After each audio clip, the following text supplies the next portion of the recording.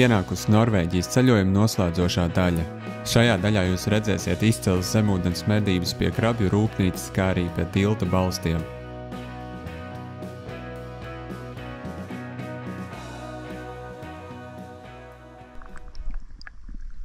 Es aizpeldēju līdz krabju rūpnīcai, un pie krabju rūpnīcas atrodas tāda kā truba, un no trubas ik pa kādām 3 līdz 5 minūtēm tek ārā dažādi krabju atlikumi. Pirmo reizi nopeldot lejā, skats bija diezgan iespaidīgs un nepierasts.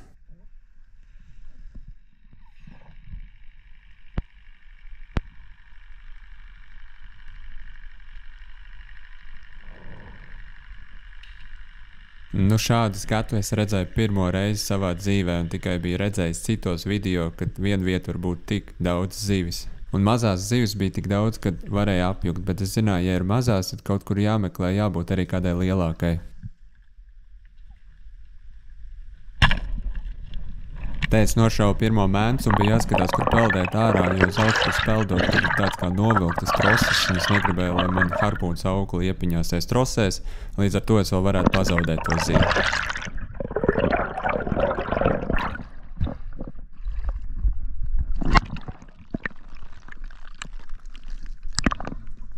Bet viss kārtībā, zivs nekur nesapinās, varbūt nav ne pārāk liels izmērs, bet ar kaut ko bija jāsāk, un viss veiksmīgi.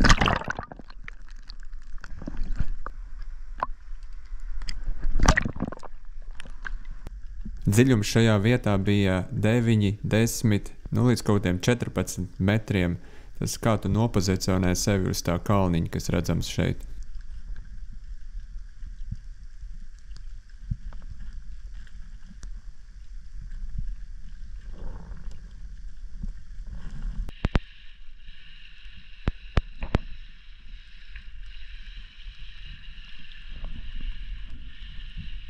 Es izmēģināju dažādas tehnikas, gan guļot uz tā kalniņa, gan peldot pretī zivīm, bet man liekas, ka vislabāk strādāja gulēšana uz kalniņa un gaidot, ka tā lielās zivs atpeldēs.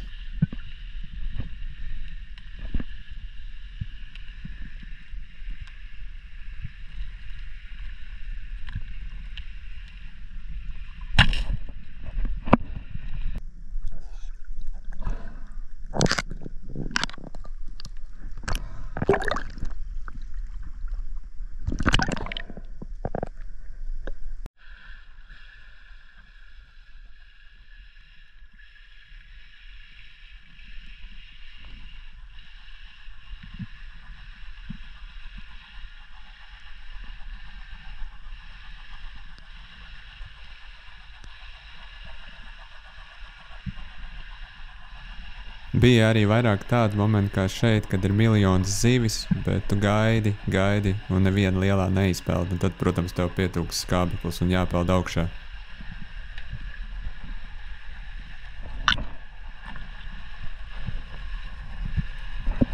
Krabju rūpnīcas dēļ tā redzamība nebija tā labākā, bet ļoti atgādināja Latvijas apstākļus, jo mums arī daudzās vietās ir tā, ka augšpusē īsti neko neredz, un tad peldot uz leju, redzamība paliek arvien labāka un labāka.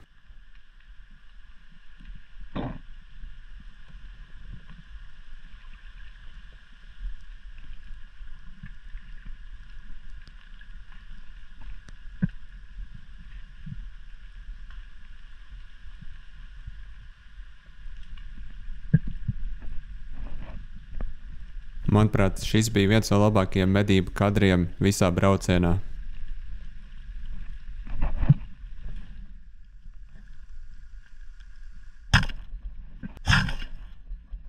Un man netīšām ar vienu šāvienu izdevās nomedīt pat 2 zivis.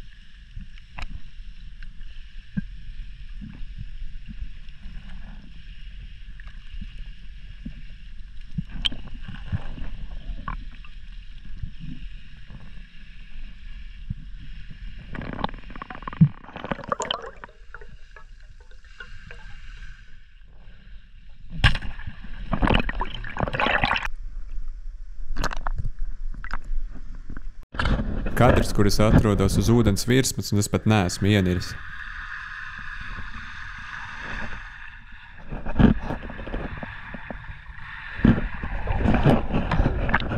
Tā beidzās zemūdens medības pie krabju rūpnīcas, un pēc vienas dienas mēs arī devāmies medīt pie tilta. Daudz neko no sagatavošanās procesa es neizfilmēju, bet pie tiltiem bija pavisam savādāk kā pie krabju rūpnīcas.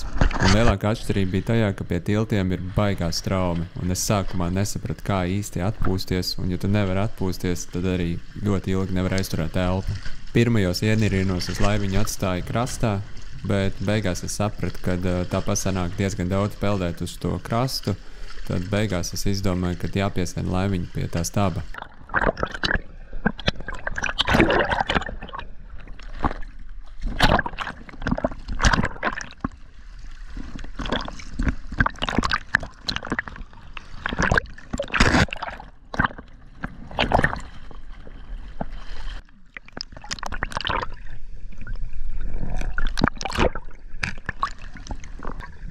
Jā, un šādi bija daudz ērtāk, varēja pieturēties pie laiviņas un varēja labi atpūsties.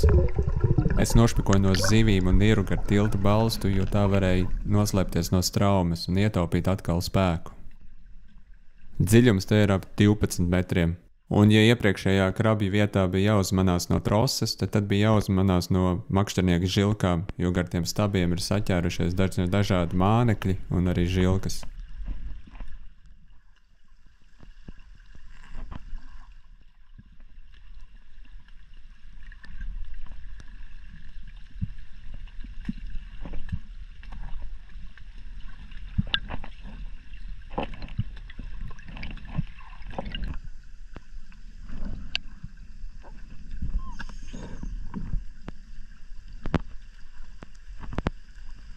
Es mēģināju paslēpties aiz tilta balsta, un te baigi jāskatās arī, jo tie koraļi ir diezgan asi, akmeņi arī ir asi, un baigi viegli var arī sabojāt hidru.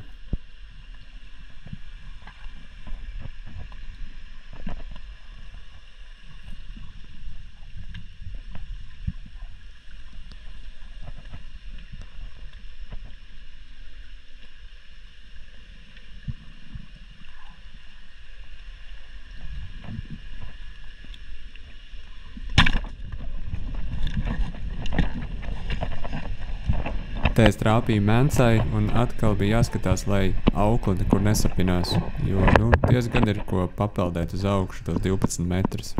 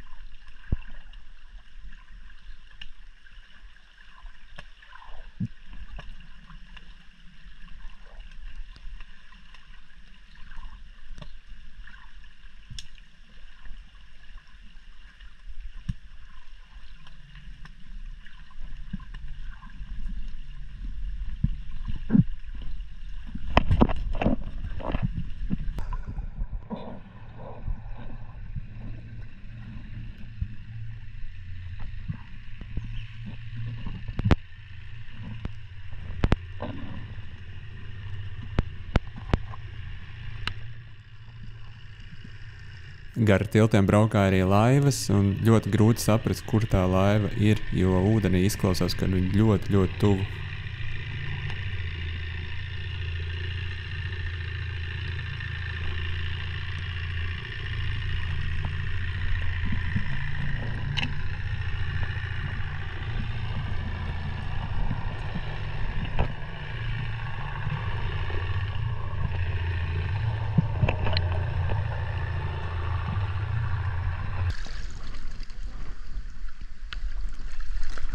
Man pie tilta izdevās nomedīt vienu polaku un vienu mencu. Pirmajā reizē, es domāju, nav slikti. Protams, cilvēki ar pieredzi māk daudz vairāk tur nomedīt. Bet, es domāju, pirmajā reizē tīri ok. Un pirmajā reizē noteikti bija arī tāds kultūras šoks, ka tur medīt nemaz nav tik vienkārši un ir vajadzīga pieredze. Tas arī viss 3 sērijas stāstā par Norvēģiju. Un Norvēģija pavisam noteikti atklāja citas perspektīvas zemūdens medībās. Tagad es arī saprotu, kāpēc cilvēki te brauc katru gadu 20 gadu garumā. Un te pavisam ekskluzīvi pāris noslēdzošie vārdi no mūsu brauciena vadītāja Radiona. Nu ko, draugi, tuvēs beigam mūsu brauciens uz Norvēģiju. Šodien bija pēdējā niršanas vai makšķerēšanas diena. Rīt izbraucam atpakaļ uz Latvijas pusi. Ceļš aizņem atpakaļ 2 dienas, vai 2 naktis un patiesībā 3 dienas. Tāpat uz Norvēģiju. Šeit pavadījām 7 brīnišķīgas dienas. Izdevās panirt 6 dienas. Man liekas, ka viss sanāca ļoti labi. Braucam gan ar laivu, braucam ar mašīnu, izmēģinājām nirt zem tiltiem, meklēt dzīvi pie krabu rūpnīcas, braucam ar laivu līdz bakam, līdz saliņam, nošāvam gan mences, gan polākus vai lūrus. Ja? Diemžēl paltusu nedabūjam šoreiz, ja? Bet tas palicis uz nākamo reizi. Ja? Ideāla vieta vasaras atpūtei, super vakariņas, katru dienu jauns zivs, jauns ēdiens. Mēs pagaršojam ne tikai zivi, bet arī jūras ķemītes, ko arī paši noķeram. Droši vien Gatis parādīs savā video. Taisījām salātus no mences aknes. Protams, taisījām standārtu ceptu zīvi, dažādus variantus, gan mencu, gan makrēli. Starp citu, mūsu draugi makšķernieki, kas bija kopā ar mums, noķera ļoti daudz makrēles. Viņi arī noķera super trofēju, tā saucamo jūras svelnu, kurš svera 15 kg. Zemūdens medniekiem šogad ļoti paveicis ar laiku, jo vasara bija ļoti silta, kas, protams, ļoti patīk vietējiem Norvēģijas iedzīvotājiem, bet ūdens bija ļoti silts, ap 16 grādiem. Tas nozīmē, ka zivs bija ļoti dziļi, ja, un mums bija ļoti grūti atrast trofēju. Bet nekas, trofēju atradīsim nākamgad. Šogad lielākais zivs bija zemūdens medniekiem 5,5 kg. Paldies par uzmanību, brauciet uz Norvēģiju, lai saņemtu kaifu.